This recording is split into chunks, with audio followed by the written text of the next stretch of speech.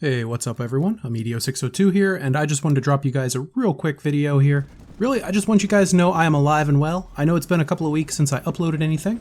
My most recent upload was the Last of Us 2 Platinum Guide, and I'm just gonna be honest with you guys, that video took a lot out of me. That was a ton of work to put into that thing, and I've just been recuperating from that. It was a lot of fun though, and I definitely want to do more Platinum Trophy Guides in the future. In fact, right now I'm working on Modern Warfare 2 Remastered's Platinum Guide. And I've just kind of gotten sucked into that game. That campaign, I just forgot how good it was. If I'm being 100% honest with you guys, that was a wonderful campaign. Highly recommend playing through it if you haven't recently. So where I'm at right now and kind of what's going on in my life here is we are living in a temporary house right now. We just sold our old house and we are building a new one.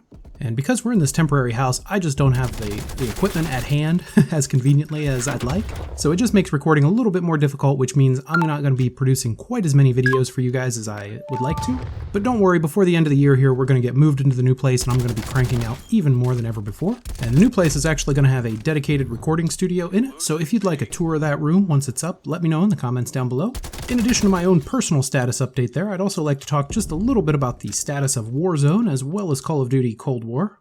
And Warzone right now, guys, I gotta be honest with you, it's pretty rough. Between all the hackers, and I know that they just banned the 20,000 engine-owning cheaters or whatever engine it was they were using, but that's not enough because those 20,000 people can just go make new accounts, so it's not really putting an end to the root cause of the problem here, and that's that this game needs an anti-cheat. And if not an anti-cheat, at least a cross-play console-only option so that it's just Xbox and PlayStation and those PC guys, at least, I don't know, I switched to PC a little while ago, I mentioned that in a previous video, but I would be willing to jump right back on the PS4 if it meant I could get away from all the cheaters.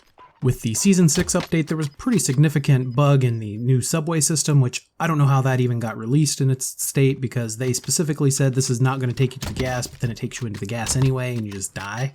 There were also a couple of guns that when Season 6 first came out, the AS Val had a 10-round mag attachment that could shoot through any wall, so that was pretty broken. And the SPR sniper rifle, man, that thing was just so overpowered. There was no bullet drops, so it was by far the best sniper rifle in the game, even though it was a marksman rifle. And now Season 6, the broken season. I think we should call this the broken season or the season of bugs or something. Right now there's as of recording this video, there's a bug where you can just use the stim shot an infinite number of times. So what you got is you got these lobbies full of guys with the stim shot and they're all just stimming in the gas for the whole game. And I am just not even going to log on to that game. I think we should all get refunds for our battle pass, anyone that spent money on the battle pass, because Warzone right now is just absolutely unplayable as far as I'm concerned. But what I would like to talk about more is Call of Duty Black Ops Cold War. As of recording this video, we're about one day into the closed beta, and I did pre-order on PS4, PS5 cross-gen, so I've been playing that beta, and the first night of the beta I leveled all the way up to level 16, which was the level cap, and I'm enjoying the game. I'm enjoying the beta every bit as much as I was enjoying the alpha. I know that there's a lot of community backlash right now about the skill-based matchmaking, and just for the record, I know I've said this 100 times before, but skill-based matchmaking, in my mind, has absolutely no place in public lobbies. Leave that for ranked play, leave that to professionals, that's fine with me. But in my casual lobbies, I just want to play other casuals.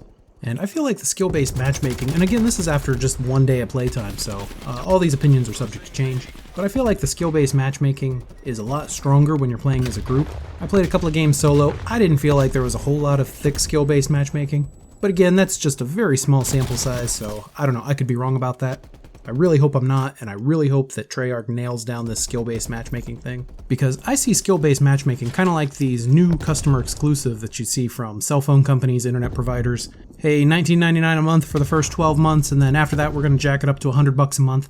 That's exactly what skill-based matchmaking is, folks. It incentivizes the newer players to get in, get their feet wet, start getting good at the game, and then they're just slowly turning up the heat until you're that frog in that boiling pan of water, and before you know it, you're just going to get cooked. So yeah, I'm not a fan of the skill-based matchmaking, but I feel like the beta has pretty good potential. I think that Cold War is going to be the best multiplayer that we've seen since World War II.